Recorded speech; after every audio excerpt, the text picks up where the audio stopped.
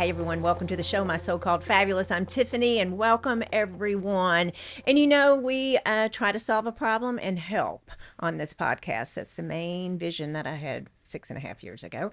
But today's episode is another meaningful one that will really hopefully get you motivated to make a difference. So I'm joined by Samantha Mullarkey. Now the daughter of my dear friend. She's in Fort Worth. Okay, 5 kids. We've got 5 children, and along with her husband Alex is navigating something many parents never expect with raising a child to go through.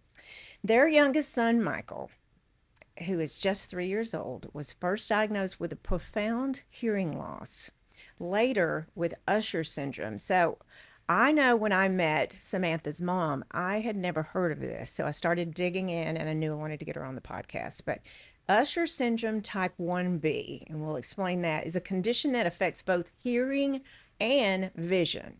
Since Michael's diagnosis, Samantha and her family have been learning, advocating, and helping create awareness for this disease that many people, including physicians, know very little about, if anything at all. Today, Samantha's sharing Michael's story, what the diagnosis process looks like, what life looks like today, and the hopes families like hers are holding on to research as it continues. Samantha, thank you so much for joining us. And you have done many media events. I've seen you on you have to follow her on Facebook, and we'll have that in the show notes. But you've done many things advocating for Usher syndrome. Thank you for being here. Yes, thank you so much for having us and allowing us to spread awareness about Usher syndrome. Because it's needed, right? It is very much needed. Very much needed. Okay, let's start out with family and Michael. You have 5 children, one little girl, and tell us about your children. We have 5 children ranging from 3 to 8, 4 boys and 1 little girl. Michael is the youngest of the 5, and he is our son with Usher syndrome. And our life is just loud, chaotic, fun all the time. I cannot even imagine. I had one and I was overwhelmed. So I look at that and I look at you. You are a strong woman, girl. So let's back up. Michael is 3. And what were the first signs? I mean, you had him, he was born, and you thought everything was fine until what? Yes, so around 6 to 9 months, I had some concerns with his speech. So I called the doctor and they set up a hearing test that would be in a couple months. Honestly, I didn't think it was going to actually be anything. I thought maybe I was just overreacting, but let's go ahead and check it off the list.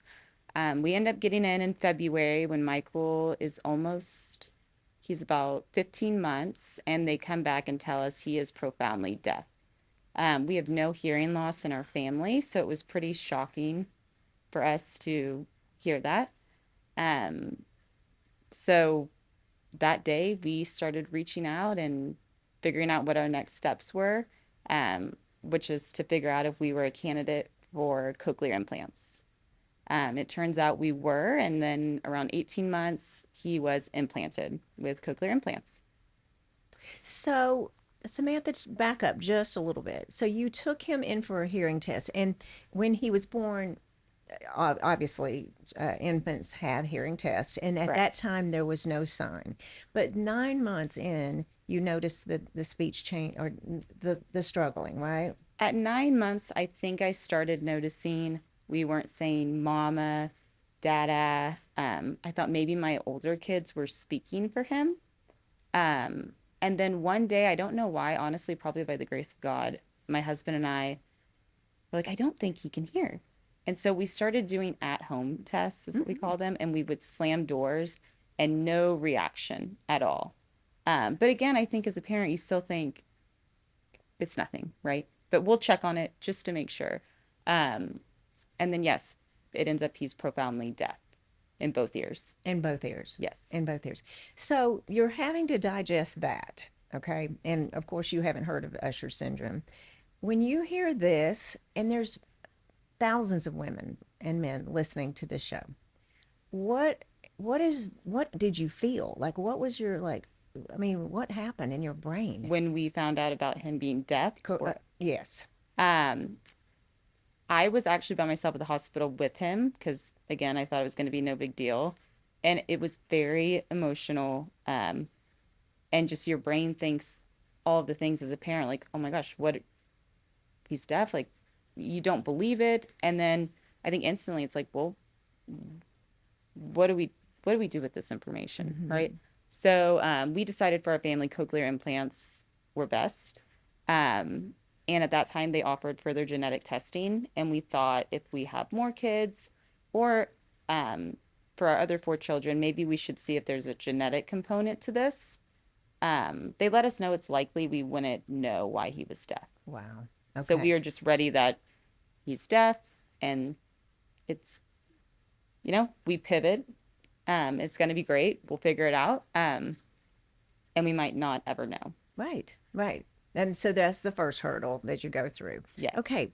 I have hearing devices. I do. And I started losing my hearing. Oh my gosh, everything happens at 50, but with that, I did know I do have another family member that has hearing issues. And in that hearing aid world, that hearing world, the audiology world, it seems like they're quite controversial with cochlear implants. Is that right? I would say it's a touchy subject with the deaf community. I think our stance is just do what's best for your family. And for us, giving Michael access to sound, to understand his siblings, was best for our family. Exactly, exactly. So fast forward, you then learn, you navigate the hearing loss, then you go into finding out he has Usher syndrome. And what you've shared with me is there's different types. So what is Usher syndrome first, and then tell us about the types. Okay, so Usher syndrome is the leading genetic cause of combined deafness and blindness. And there are three types. Michael has type 1. So his with type 1, you either are born profoundly, severely or profoundly deaf, or shortly after birth, you lose your hearing. And then around 10, around puberty, is when night vision loss happens, followed by peripheral vision loss. And then it just dependent on the person of how fast that vision loss can happen. Right now, there's no cure or treatment options for individuals with Usher syndrome.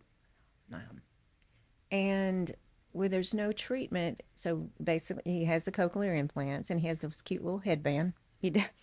And that's to keep them on, is that right? Yes. That it. As he gets older, he should be able to keep them on his ears. He is all over the place, full of energy, climbing fences, ceiling fans, anything, you name it. We will have the headbands on for a very long time. They've been very good to us. That's his They're working. identity. Yes, yes. That's okay. So with the hearing and the vision, and let me ask this question because people want to know: is it guaranteed that they will lose their vision? So I guess no one knows. Historically, people with Usher syndrome, especially if you have damage to your retina, it would lead you to believe you have the mutation, you have damage to your retina, you're going to lose your vision.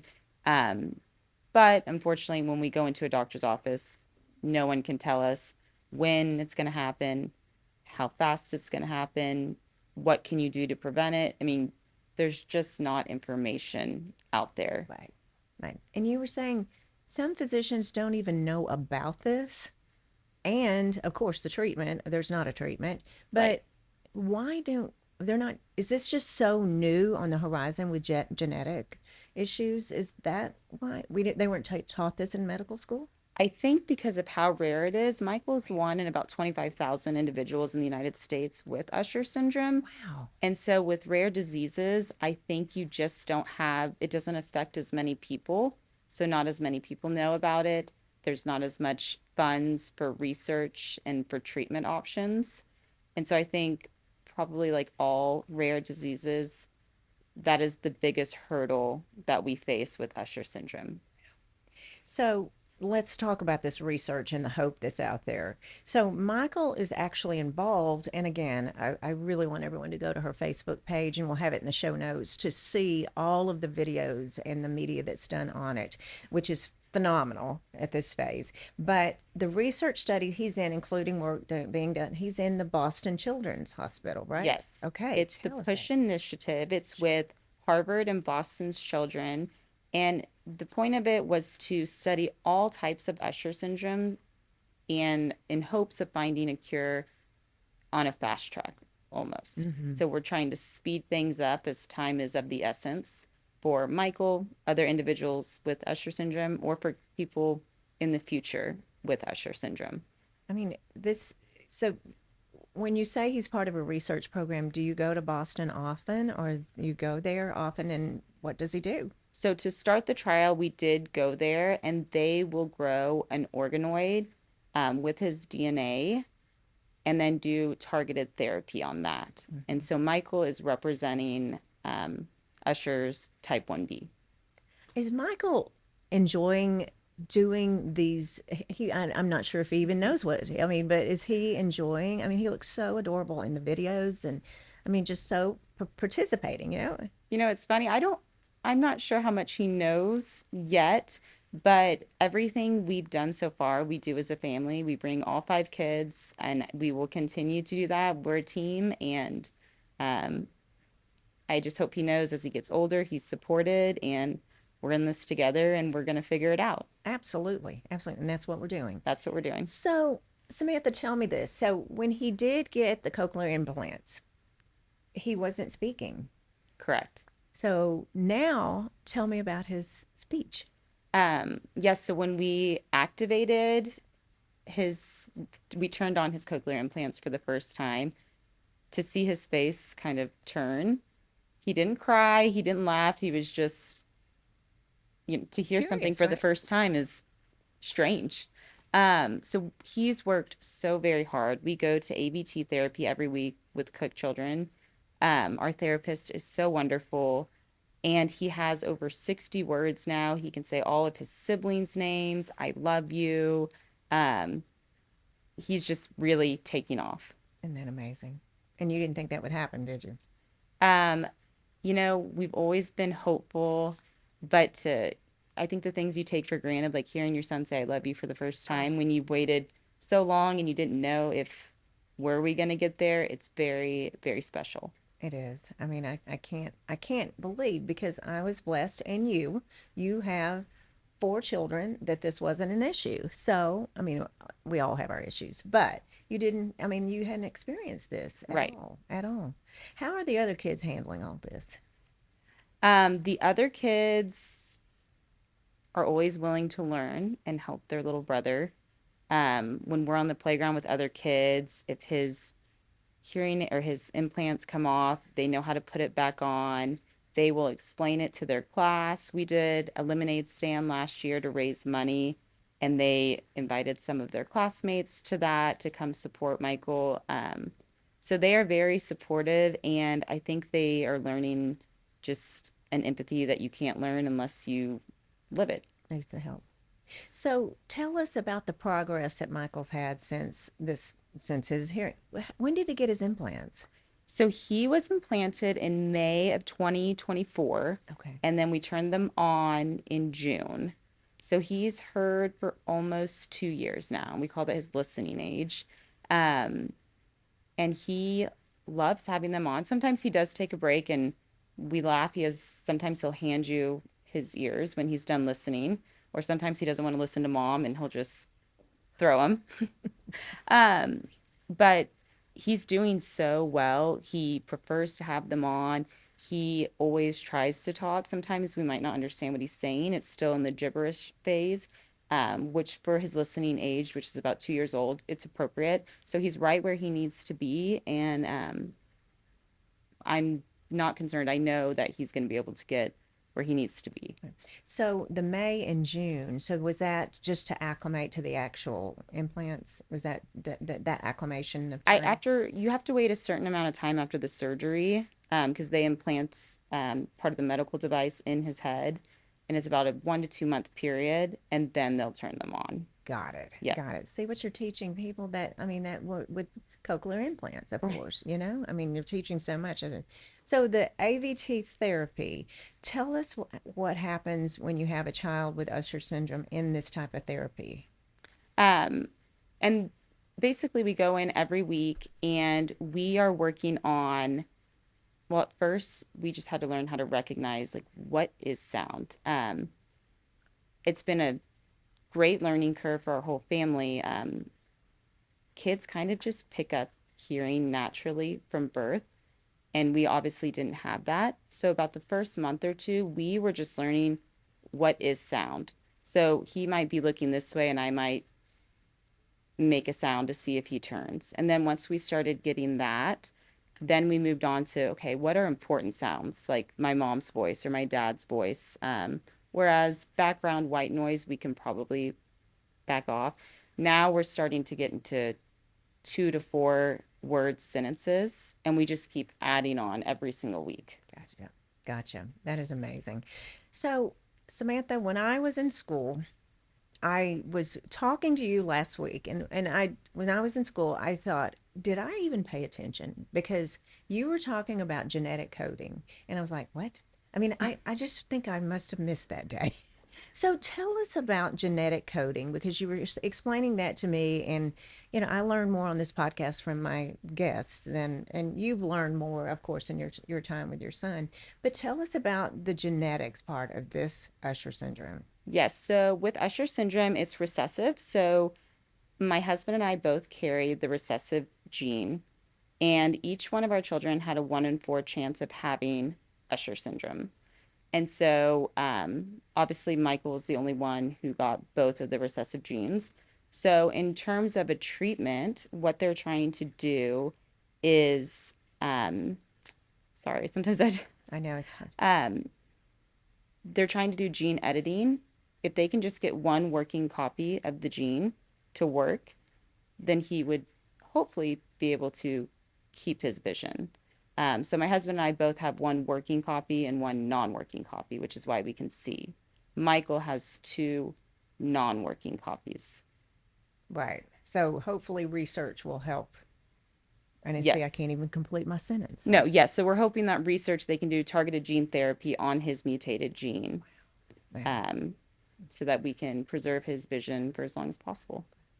How many cases do we know children with Usher syndrome in the United States alone? I don't know specifically for children. There's about 25,000 individuals in the United States with Usher syndrome right now. Young and Yes. adolescent And and there might be adults. some that are young that we don't know of yet.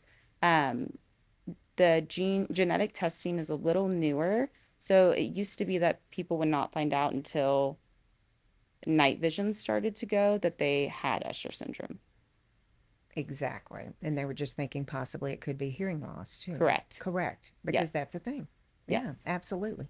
So, do you feel like sometimes that you are just having to beat your head against a wall for advocacy because you're having to advocate for your child? For sure. Obviously, this is a child.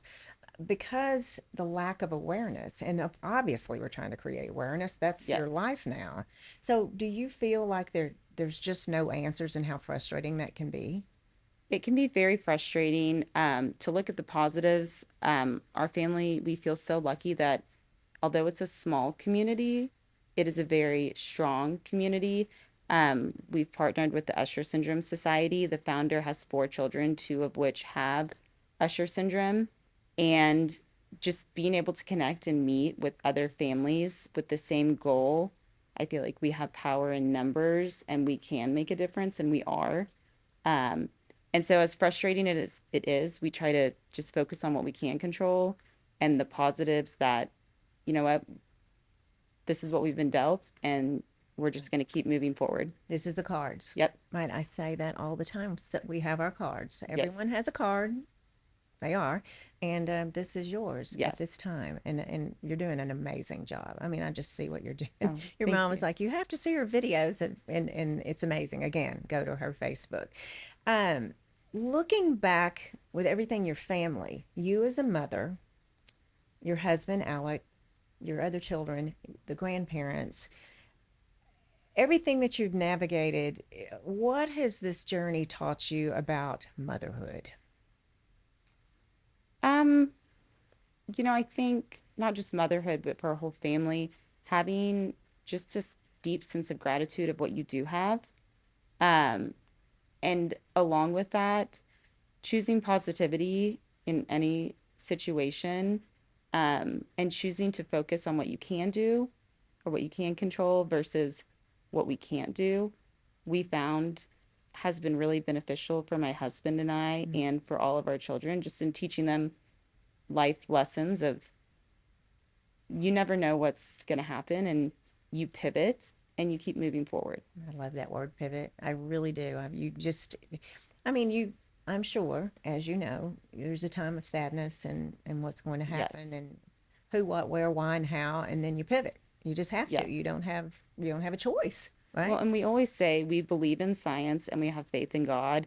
Um, it was really scary at first, and we've chosen, we don't live in a place of fear because we do believe in science, we have faith in God, and there's nothing for us to That's right.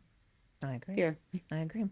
Um, you know, something I've learned with you is rare disease, and this is a rare disease. And if you could say anything about a rare disease, what do you wish more people knew? That there's just not treatment? I mean, I would want them to know that with rare diseases, because it doesn't affect the masses, no one knows about it. And if people don't know about it, we can't make a change. With any rare disease, no one can do it alone. And so we have to spread awareness, and we need our community and everyone's help in doing so, so that we can get funds for research and therefore hopefully have some treatment options for individuals with rare diseases. and we all are from different economic status and demographics, but this disease doesn't care. Correct. They don't care what color you are, what how much money you have, it doesn't matter. Which brings me to fundraising, because someone that may have the means to travel to Boston and fundraising. What are you going to do this year? Because I know you did something last year. So share this Yes. with us. So we wanted to do a fundraiser that involved our entire family, especially the kids, to let them know that we help others, help our community. So we're going to do a lemonade stand during Colonial, and 100% of the money raised will go to research for Usher syndrome. And we are I keep saying we because I'm going to help you. When are you doing the lemonade stand? We will be there the Friday of Colonial Okay. from about 10 to 2. 10 to 2. Okay. And if you're not familiar with Fort Worth and Colonial area is just an area we live in. And there's the Charles Schwab Challenge. I have a hard time saying that. And it's a national golf tournament. And they will be on our street.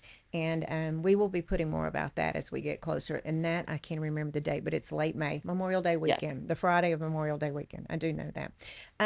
If listeners, just think about the thousands of people listening to this. If listeners could take one thing away from Michael's story and his journey, what would that be? I would just say probably the gratitude aspect of be so thankful for what you have. Don't take anything for granted. Um, and if you feel called to make a difference for Usher syndrome, there is a need, and we are here, and we appreciate any support that we can get. Absolutely. Absolutely. I am so impressed with you. I don't know what to say. When I was your age, I don't know if would have this much gratitude, and I know the world is changing, and actually social media helps and connect us all, but I'm so impressed with you. And she just finished the Fort Worth Marathon, the Oh, Cowtown Marathon. I was screaming her barely. on from my porch Oh, you're so with my sweet. coffee. Yes, you guys were. Yes, but I'm so proud of you, and 5 children, and it's a lot of work. I know it is. I mean, again, I have one. It was a lot of work. I'm embarrassed saying No, that. it's if you have one or five, I think it's all the same. Exact. Oh, this is true. I was going to ask you earlier. As people you have the first child, and I was and still am a helicopter mother. She's 26, and being that, but everyone's like, oh, if you had more, then you would just like, it's just the third born or it's the fourth one. Is that true? I think it's true. I think for me, you get so tired, Oh, I you're can't. just like survival mode sometimes. Exactly. A lot. It's a lot. Well, I can't tell you how much I appreciate you and your willingness to speak about this and to come on the show, because I know it's an emotional, but you've got a job to do and Yes. you take it very seriously. Well, we appreciate you giving us a platform to reach people about Usher syndrome and what it is and what we can do. Well, we're going to share more, and thank you again for coming. And we are going to share more, everyone, because we need to help. That's what we need to do, and to create more awareness and raise funds. It seems like a lot of organizations need funds, but and it's true, they just do. So we're going to put all of this information where you can find Samantha in our show notes, and more about Usher syndrome and about the fundraising efforts that we're doing in May here in Fort Worth, Texas. And so, any questions at all, let me know. And you know what I say every single Tuesday? I say it to all of y'all: keep being fabulous.